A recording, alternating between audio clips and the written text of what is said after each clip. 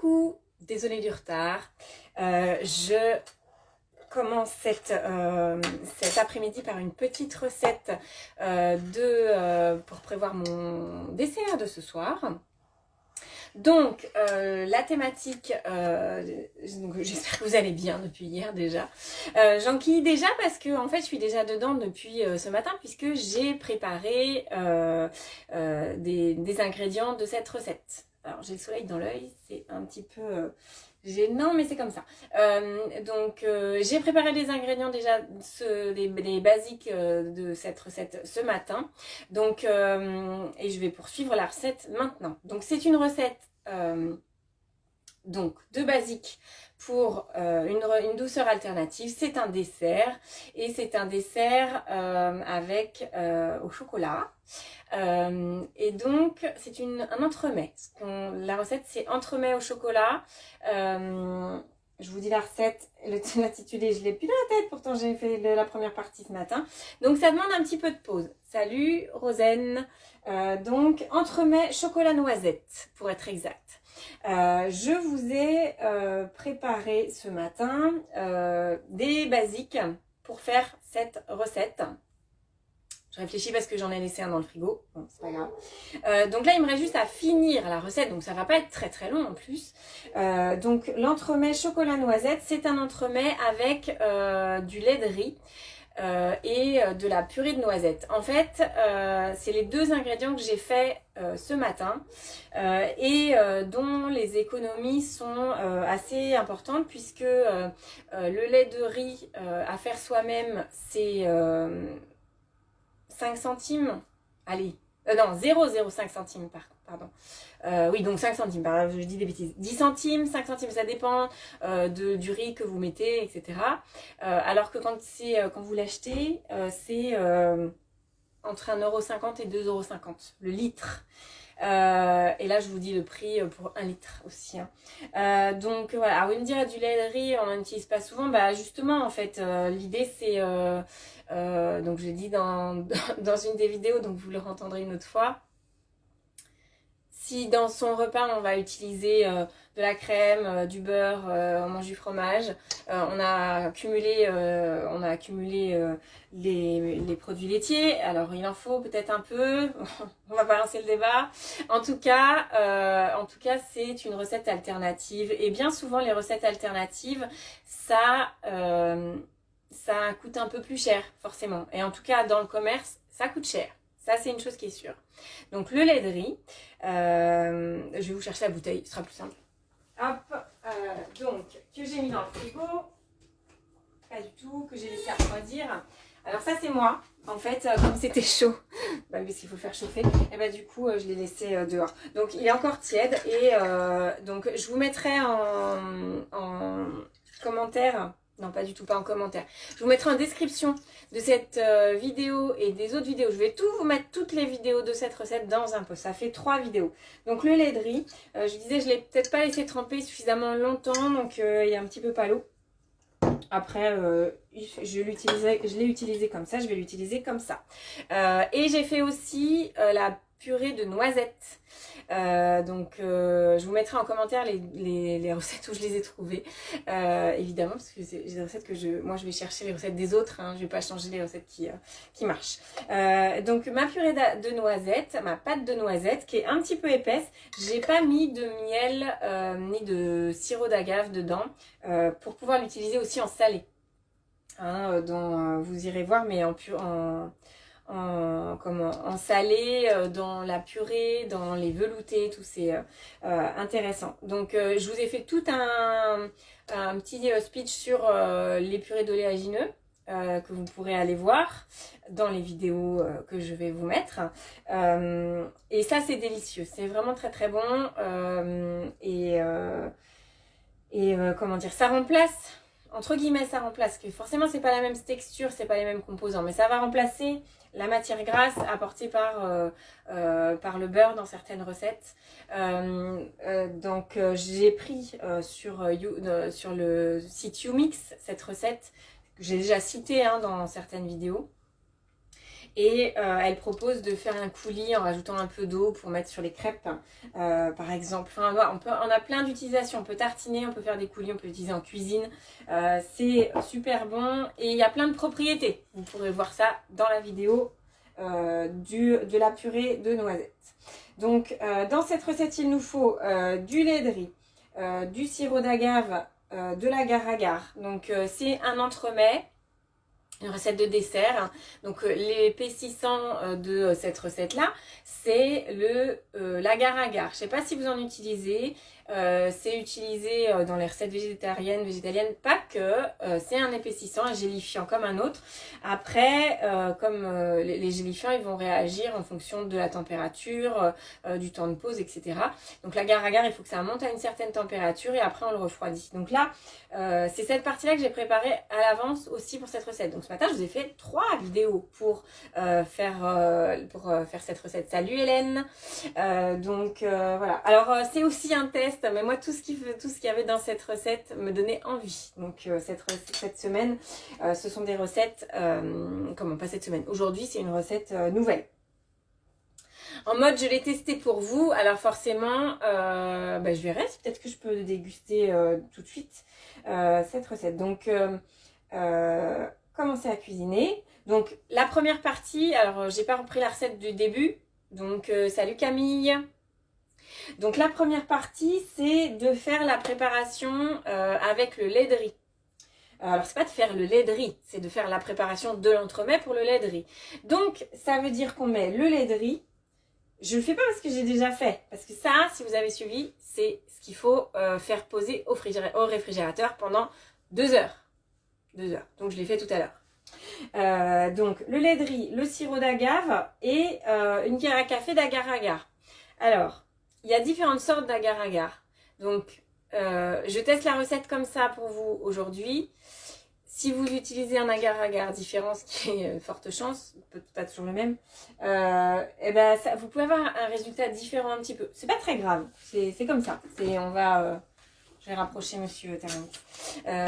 Comme ça, c'est pas grave si le résultat diffère un peu.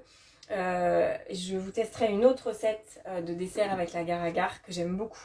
Je vous la proposerai plutôt, je l'ai déjà testée. Et donc là, après, en fait, cette partie-là, on va mixer forcément pour que tout soit bien mixé. Donc, sirop d'agave ou miel. Pour moi, c'était miel, évidemment, hein, toujours pareil, toujours mon miel de ma Vendée. Hein, donc, mon miel de printemps pour là.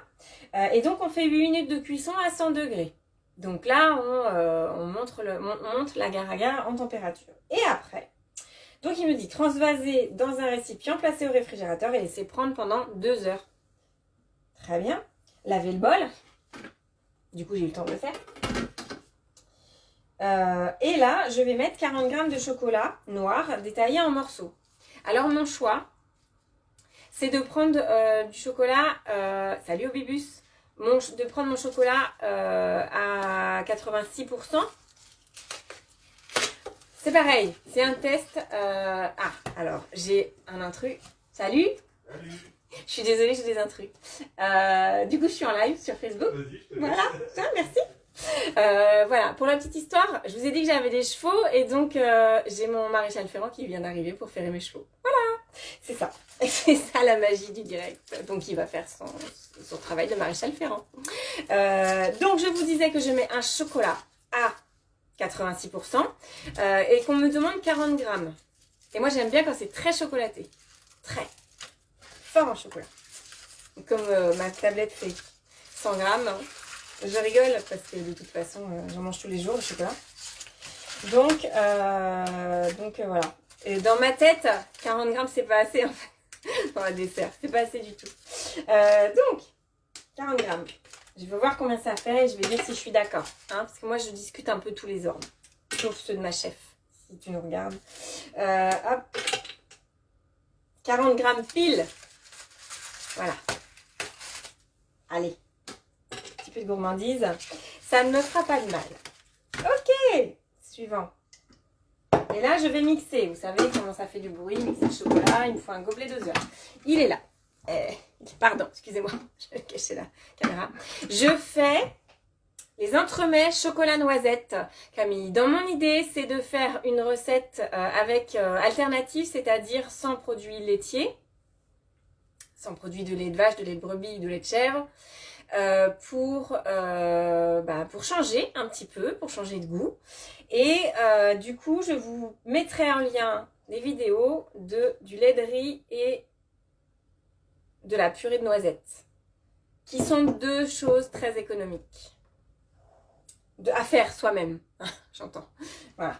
C'est-à-dire que c'est des recettes alternatives. Si on achète les produits pour faire ces recettes-là, ça coûte beaucoup plus cher. Et donc là, 5 secondes vitesse 10, ça fait du bruit dans les oreilles, mais pas longtemps.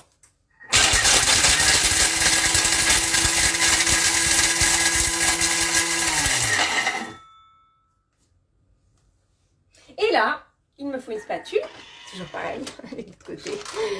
Bon, je ne peux pas refaire ma cuisine en fonction de notre organisation, c'est pas possible. Il m'a dit de racler. Alors, comment vous dire? Pas grand chose à racler. Parce qu'il n'y avait pas beaucoup de chocolat. Donc je vais pas le contrarier, je vais racler. Allez, c'est sympa. Ouais. Bon, vous pouvez passer cette étape, il n'y a que de la poussière pour moi. Et là, je vais remettre à 0 parce que forcément, je l'ai trafiqué. Je sais pas comment on dit. Bon, salut Isa. Et donc, je vais mettre les 60 g de purée de noisettes. Alors, par rapport à la recette de YouMix, je trouve que ma purée de noisettes, elle est compacte. Après, ça, c'est pas très grave. Hein. C'est juste une question de texture. Donc voilà, c'est toujours pareil. Salut Elise. C'est toujours pareil. Il faut de toute façon tester. Pour être heureux, il faut sortir de sa zone de confort. Voilà. Donc, je voulais pas rajouter. J'aurais pu avoir une texture plus fondante, mais il fallait rajouter encore de l'huile de noisette. Bon, je voulais pas non plus vider ma bouteille d'huile de noisette. Et en fait, comme je voulais pas la sucrer, et ben du coup j'ai laissé comme ça. De toute façon, dans mon idée, c'est de l'utiliser aussi dans la purée de pommes de terre, dans la purée de légumes, dans de la pâte à tarte, dans les gâteaux. Voilà, donc pour toutes les bonnes choses, pour toutes les bonnes raisons que vous irez voir dans la vidéo que je vous posterai avec celle-ci. Alors, 59 pour 60 g, j'ai envie de dire c'est presque parfait. Je vais en rajouter. Hop, parfait, 60 g. On est là. Hop.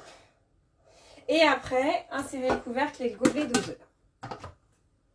Et je vais faire 2 minutes à 37 degrés.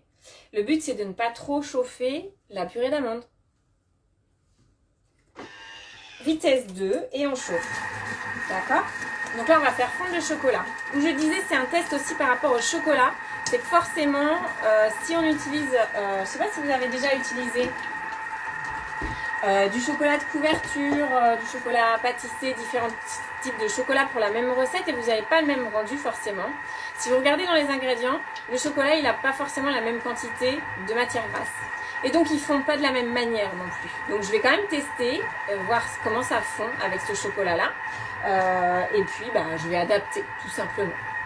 Hop, donc, il dit pendant ce temps-là, découpez la préparation au lait de riz en cubes. Donc, je vais m'éclipser parce que je l'avais laissée au frigo pour qu'elle pose le plus longtemps possible. Donc, je vais la chercher.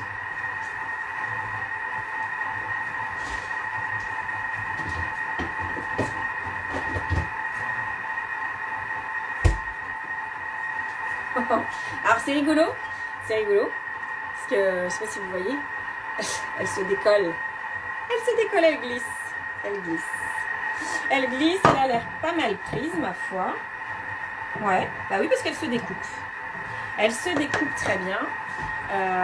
Comment je peux vous montrer qu'elle se découpe très bien?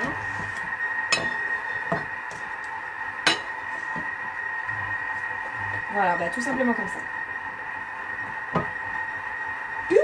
Voilà. J'ai hyper bien visé, c'est tombé dans l'assiette. Direct. Donc voilà, j'ai laissé, ils disent 2 heures et j'avoue j'ai laissé un peu moins de 2 heures, donc j'espère J'espère que ça va suffire. En tout cas, de toute façon, je goûterai quand même. Parce que de toute façon, je goûte, quoi qu'il arrive. Et puis, je vais regarder à quoi ça ressemble. Ah, ça fond, ça fond, ça fond. Donc, je vais aller chercher les petites coupes qui sont là. Hop. Hop. Voilà, j'arrête pas de m'en aller. Forcément, je suis arrivée en retard, donc je vais pas tout préparer. Hop. J'en ai prévu 2, je sais pas. Je n'ai prévu 2 pour pas faire une quantité. Voilà, j'ai pas idée de la quantité que ça donne en fait au rendu. Donc c'est pas mal du tout. C'est pas mal du tout. Vous voyez. Hop, de toute façon, après, on va mixer. Donc, je vais quand même regarder si tout est mélangé. Ouais, ça a l'air pas mal. Ça a l'air pas mal. Et là, je me dis, comment vous dire que juste du chocolat avec de la purée de noisettes, déjà, c'est pas mal. Déjà, ça me va. Hop. Ça m'ouvre des perspectives, on va dire. Avec moi 3. Avec moi 3 quoi? Ah oui, 3 coupes, d'accord. J'entends. On se fera ça une fois qu'on aura le droit. Hop, je cherche quoi? Je ne sais pas, c'est pas grave. Donc découper la préparation au lait de riz. Hop, et mettre les cubes de lait de riz.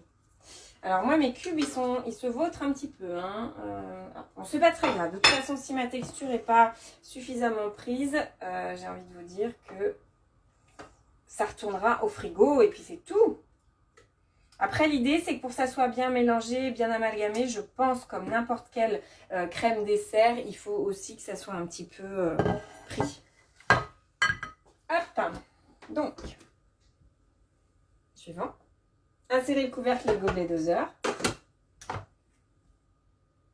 Et là, 30 secondes, vitesse 6.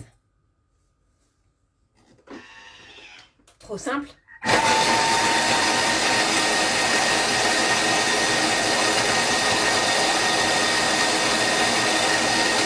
Mais je peux pas vous parler pendant que vous faites ça.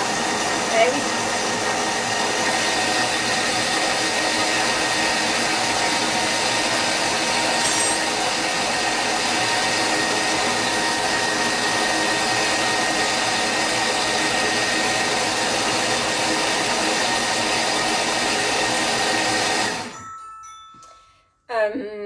Donc, je vous disais, il y a des, pour celles qui n'étaient pas là forcément, il y a des,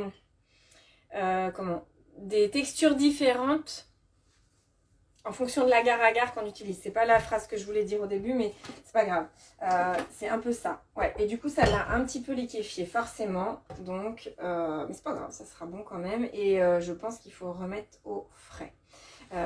Et du coup, moi, je pense qu'avec mon agar-agar, il faut mettre un sachet entier. Et pas juste une cuillère. Parce que là... j'ai pas fini, hein. Allô? J'ai pas fini? Ben, vous faites pas de bruit. Ils font pas de bruit. Bon bref. Donc, l'agar-agar que j'ai utilisé, c'est... bon, je vais citer une marque, tant pis. Celui-ci, je ne sais pas si vous en utilisez, dites-moi ce que vous utilisez comme marque. Et vous voyez, c'est 2 grammes. On me demandait une cuillère à café, mais on m'a pas dit si c'était bombé ou pas. Donc, j'ai improvisé. Je pense qu'il n'y en avait pas assez. Donc, ça va être un peu liquide. Ça ne sera pas un entremets, ça sera une crème dessert. Ça sera bon quand même.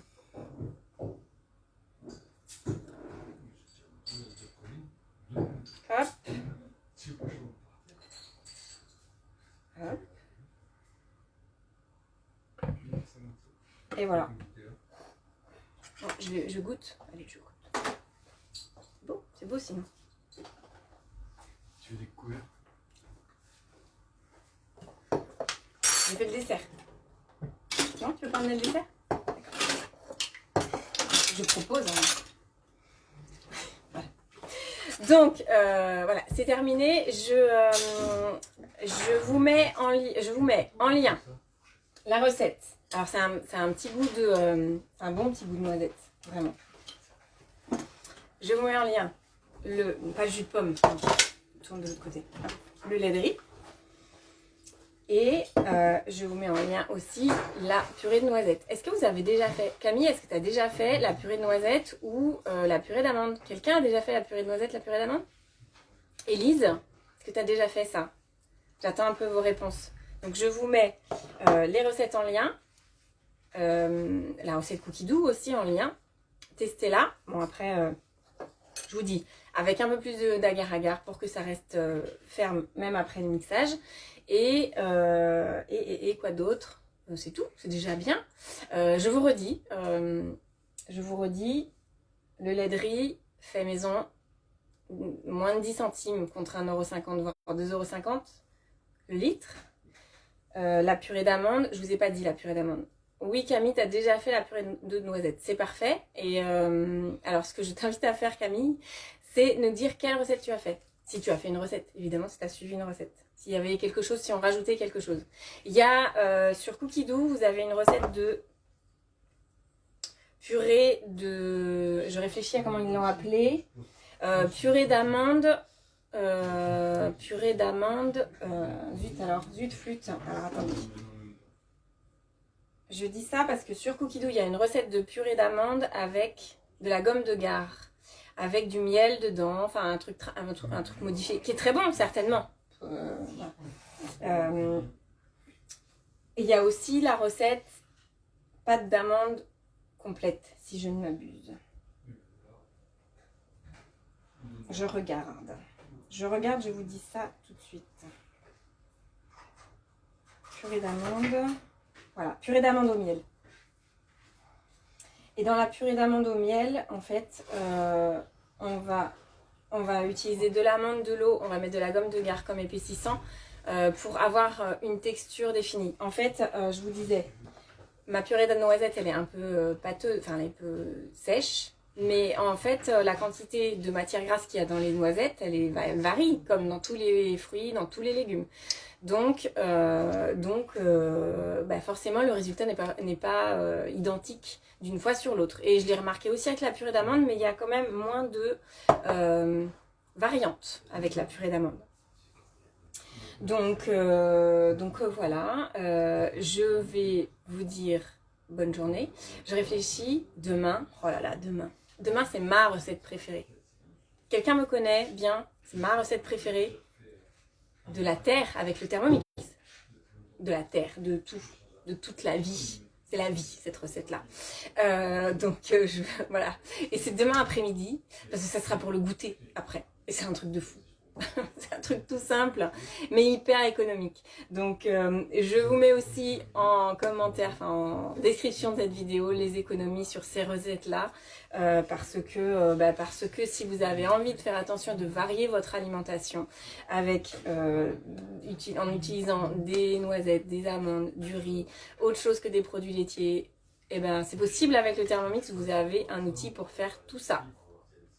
Voilà. Après, question de goût, il faut tester. Au moins, vous aurez testé. En tout cas, moi, je vais remettre ça au frigo. Et je vais me régaler ce soir. Et Pipou aussi. Voilà. Je vous fais des bisous virtuels. Je vous dis à demain. Demain, pour ma surprise. Allez, rendez-vous 15 h. Ça vaudra le coup. Salut!